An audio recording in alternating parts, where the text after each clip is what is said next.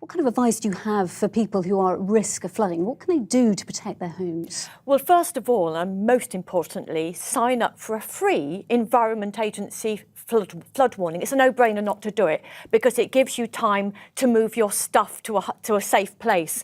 Having been flooded myself and being caught unawares and lost absolutely everything, it's good to make a plan in advance as to what you're going to do, because when you get that flood warning, your mind goes into overload, sort of whir drive, and I've been with people who have started emptying upstairs cupboards rather than the ones at the bottom. So think what you're going to do when you get that flood warning, and then really for protecting your property, 5,000 litres of water an hour can enter a property through the air bricks alone. And if you can protect your air bricks with a Kite Mark flood protection product, one with a self-closing system so you haven't got to do it yourself, under 30 quid they are, it's a really good idea. But do they actually work? Because we're so used now, aren't we, to seeing pictures in papers and on television of water straight through people's ground floor of their house. And you see all the sandbags that have been easily filtrated by this rain. I hate sandbags with a vengeance. I really do. They do nothing. They're no more than a comfort blanket, and I think people get all excited about getting one.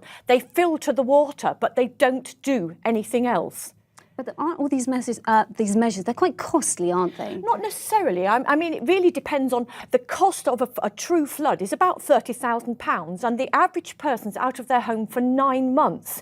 When you stop and think about protecting your doorway with a Kite Mark product or a door, an ordinary looking door that you can lock up, and it effectively is straight away a flood protection product 24/7, the peace of mind that gives you is tremendous. And It's they still do not going work. to help a lot of these people, Well, is it? Not if it's absolutely high, but there's so much you can do, particularly in a lower flood. I have seen these working. I've got evidence of them working. And there's a house in Morpeth where all the neighbours had flooded, but one had used a Kite Mark flood protection system, air bricks and doorways, and they were the only ones in the street not to flood. OK, and I suppose the cost of that is far less than the cost of losing everything you own. Oh, absolutely, and the traumatic problems.